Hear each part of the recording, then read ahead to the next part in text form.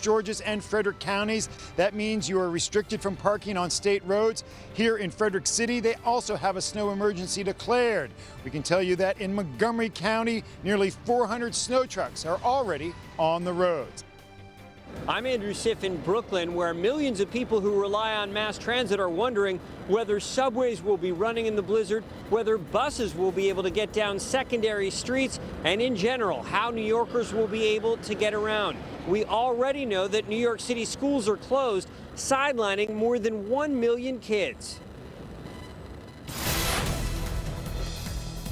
Boy, when we take a look behind us, you can see that clouding up already now. That's a snow sky. It kind of looks like it. It looks wintry. Yes, it does. So how's it looking now? I know almost every hour it shifts a little bit, or do we know a little bit more? Well, you know, we have, as we said, we're fine-tuning it as we get closer to the event here now, just a couple of hours away from seeing the first snowflakes coming right into your neighborhood. In fact, already have seen some reaching the ground in southern Maryland, St. Mary's County, the Northern Neck, as far north as Fredericksburg, coming into Stafford County now. So it is a weather alert day. We will have frequent Storm Team 4 updates into the evening hours. There's that sort of fuzzy, snowy looking sky overlooking Washington now. That's the live view from the Storm Team 4 tower camera. And as we take a look at temperatures, this will play a key role. We're well above freezing, so anything that falls initially is going to be melting on roads. Pavement temperatures this afternoon were around 60 degrees with that strong March sun. Right now, Storm Team 4 radar showing the leading edge of this, just a few wet snowflakes trying to reach the ground already around Montgomery County, and to our south is mainly where it is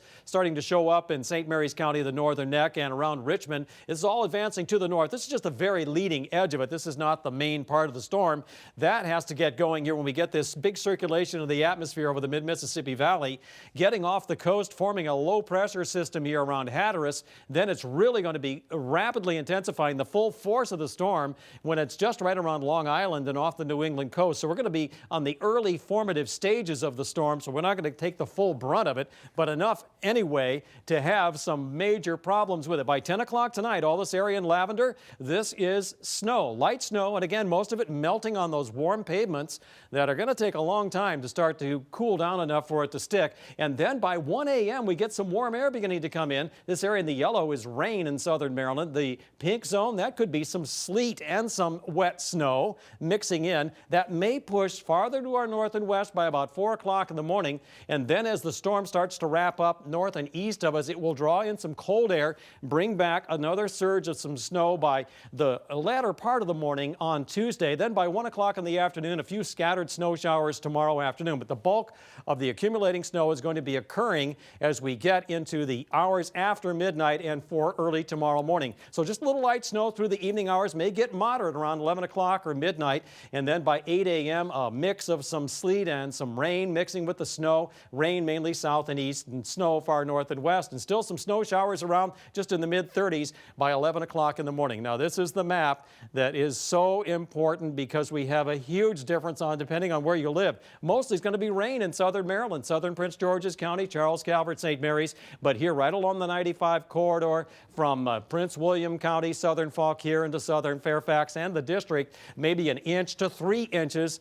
And that's going to be on the northern edge of it. Then 3 to 6 inches, northern Prince George's County and up into Anne Arundel, the 3-inch amounts, and southern Montgomery, but up to 6 inches in mid-Montgomery into western Fairfax, and then up to 10-inch amounts could be in Loudoun County, then the high ridges along the Blue Ridge, northern Montgomery County, and into, does look like Howard County in north and west. So southern Maryland, you're going to escape the brunt of the storm. North and west of us, we're going to see the bulk of that coming on through, and then even higher amounts, 10 inches to maybe up to a foot up near the Pennsylvania border as the storm pulls away during the day on Tuesday. We also may get some strong gusts of wind during the evening hours tomorrow. That may cause some power outages. So it's going to take a while to get over with this storm. All right, thank you, Tom. And a programming note to let you know, our team is working for you to get you through it. You can check in with Ann and Aaron before you head out the door. They'll be on the air early tomorrow, starting at 4 a.m. The man who was charged with jumping the White House fence on Friday is set to be released, at least for now. Jonathan Tran is the first person accused of jumping the fence since President Trump took office. He appeared in front of a judge this afternoon, and News 4's Scott McFarland was in the courtroom. Scott. Yeah, Wendy, good evening. 26-year-old Jonathan Tran is expected to return home now to Northern California until the next hearing in his case. He faces a 10-year prison sentence if convicted, but there are new questions about whether the White House is secure enough and whether the punishment for fence jumping is stiff enough. Jonathan Tran said little in court today, but he told the judge he's unemployed and needs the government to provide him a defense lawyer.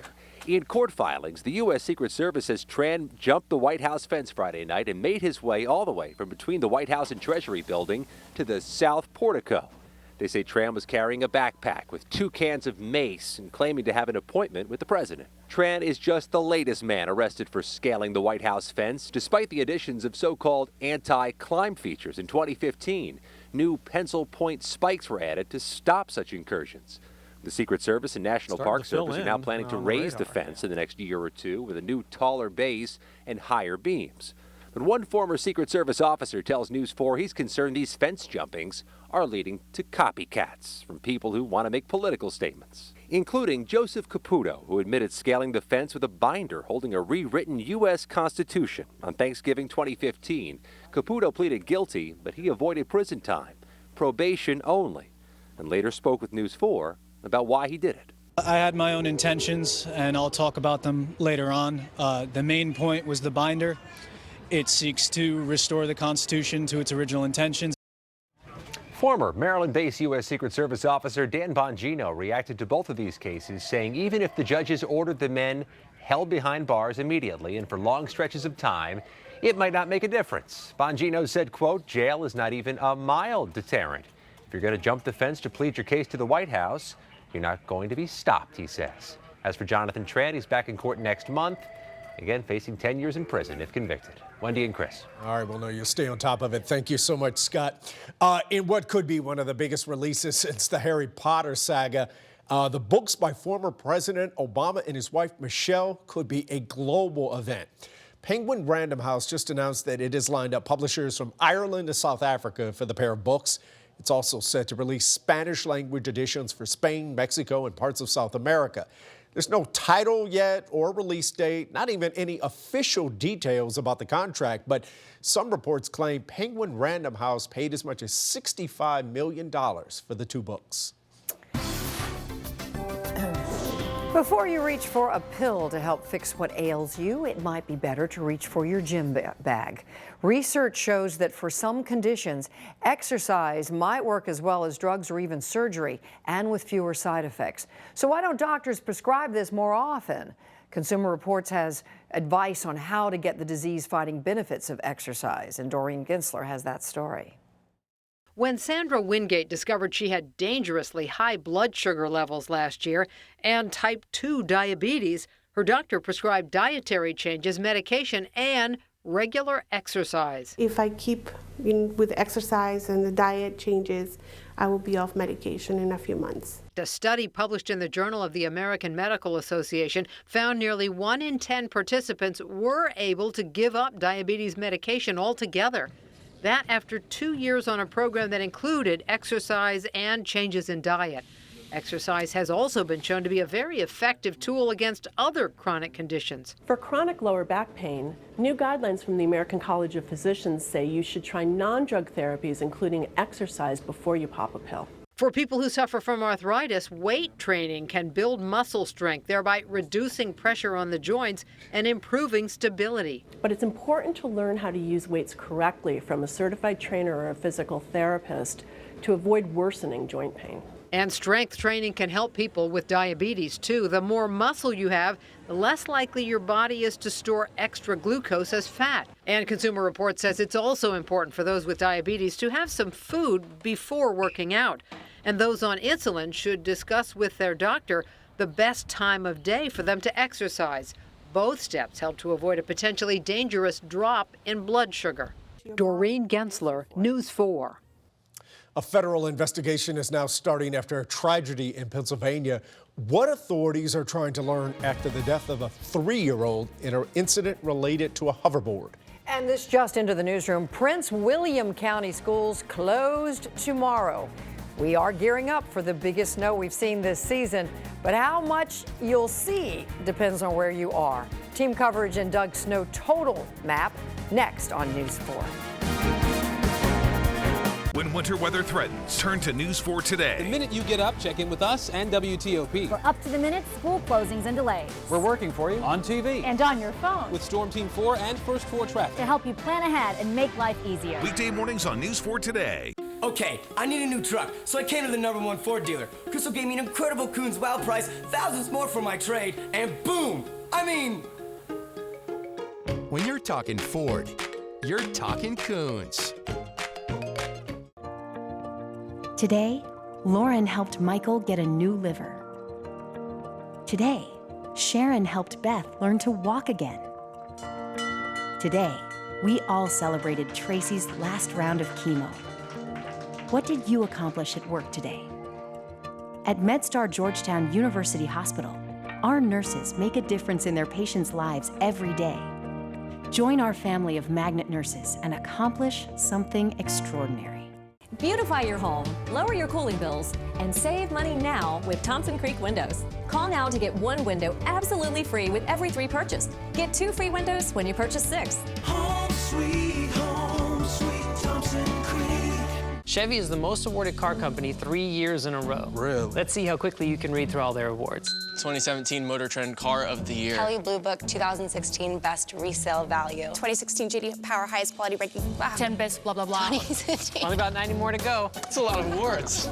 Current select qualified competitive lessees can get this Chevy Malibu for around $149 a month, or find your tag to get $4,000 total cash allowance on select Malibu vehicles when you finance with GM Financial. Find new roads at your local Chevy dealer.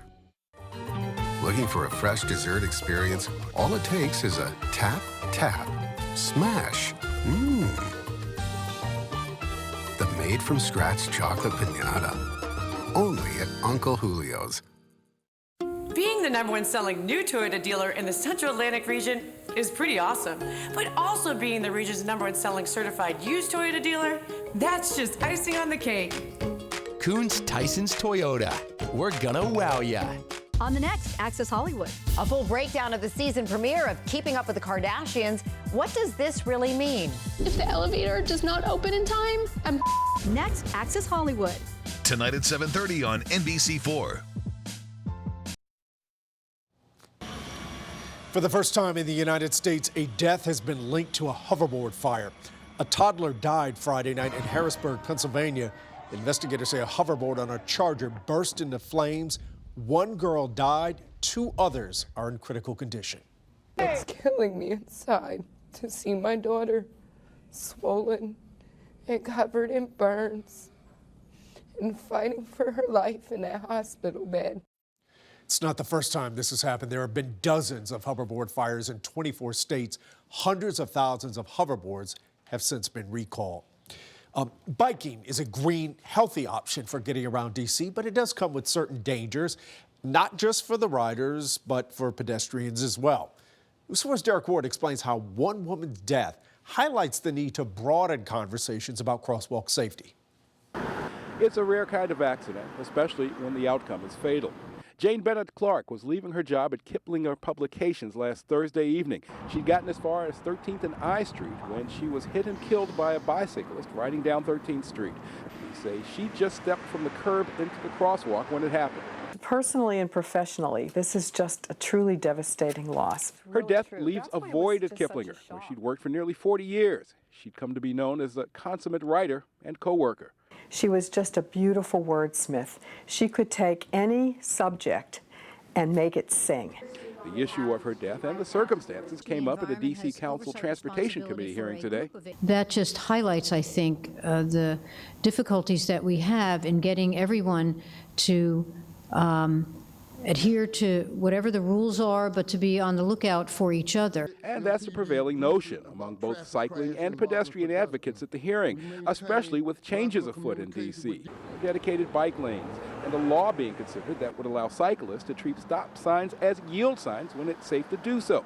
This amid the city's Vision Zero initiative aimed at ending traffic and pedestrian fatalities.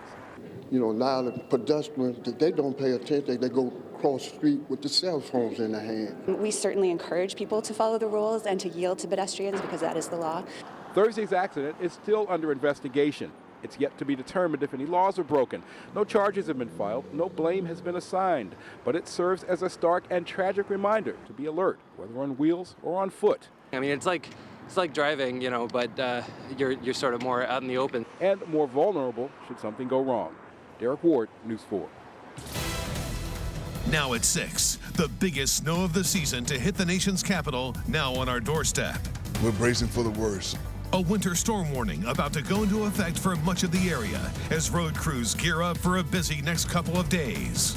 The people should be smart and be prepared. We are working for you. Special coverage on News 4 at 6 starts right now. Well, in fact, we have seen hardly any snow at all this winter, but we are about to get reminded that it's not spring yet. No, we've been keeping an eye on this coming snowstorm for days now, and it's almost here. Road crews say they're going to be ready whenever it comes our way, but before the first flake falls, the district has already declared a snow emergency, which means that until further notice, your car can be towed if you park along a designated snow emergency route, so be warned. Travelers are almost out of time to find another way in and out of town or to find a room for the night. And just moments ago, we learned that Prince William County Public Schools will close tomorrow. Also closed will be the University of Maryland, Georgetown University, and Northern Virginia Community College. And the Office of Personnel Management says it will not make any announcement about federal employees reporting to work or staying home until early tomorrow morning. So as this list grows, we will update our list in real time on our NBC Washington app. And our team of reporters, they are fanned out across the district, Maryland and Virginia tonight. So we're going to begin with our coverage in the storm center. In fact, Doug and Tom are standing by. Now, you guys, I've been getting the impression listening to you the last couple of days, this one is really difficult to nail down in terms of just how much exactly where, right? Yeah, this is a classic nor'easter event and a classic I-95 event, too, where we always watch that rain-snow line. If you're on one side of it, you got some pretty good snow coming. The other side, not much. You know, right in our viewing area, those who live south and east of us may not see much at all, but those who are watching us just 10, 15, 20 miles north and west of us are going to see a lot, and it's showing up there on the winter storm warning map. Yeah, and that's exactly why we have winter storm warnings to the west of I-95, including Fairfax County, Montgomery County, Howard County, down towards Prince William, and everybody to the north and west. South, though, south and east, winter weather advisory, in effect, for Arlington County, Prince George's County, Waldorf, Stafford, down towards Spotsylvania, and down to the south farther. There's no warnings or advisories at all because this will be mostly all rain, Calvert County, St. Mary's County, down toward the northern neck. Now, we are already seeing snow in parts of our area. It's not much, but we're starting to see some flurries, and all this is doing is helping to moisten the atmosphere a little bit to get us ready for what's going to be coming later, and you can clearly see what it is. We've got a ton of moisture racing up from the south. At the same time, an area of low pressure making its way our way. This will transfer energy off the coast, become a nor'easter, and give us the snow that we've been talking about for a better part of a week. So let's time it out for you. Snow starting to stick, mostly on grassy surfaces, by around 8 o'clock tonight in many areas, especially down in our southern zones. Snow to a mix near I-95. That happens pretty quickly, and the highest accumulations will be to the west. Now, I'm going to take you hour by hour. I'll show you when that rain-snow line moves into your area, and if you see it at all, the new snowfall totals as well coming in just a few minutes. All right, thanks, Doug. Virginia's governor has issued a state of emergency for the Commonwealth. It's all hands on deck there as officials in Northern Virginia prepare for what might be coming. Bureau reporter David Culver, he's in Chantilly now. That's where VDOT crews are loading up for a long night. David? Hi there, Vance. And you heard Doug say flurries starting to come down in our area. We're starting to see them coming down here in Chantilly.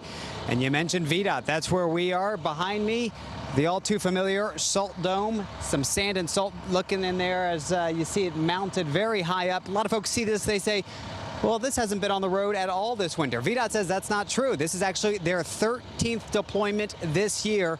This, of course, though, with the storm coming through, going to be their busiest all year. You can hear around me some of the hums of a lot of the trucks that are set up. 97% of the truck fleet for VDOT is made up of contractors. And starting yesterday, you might have noticed they began loading up and pre-treating some of the roads. This will continue nonstop through the night until the roads are clear of any snow. It's here they also actually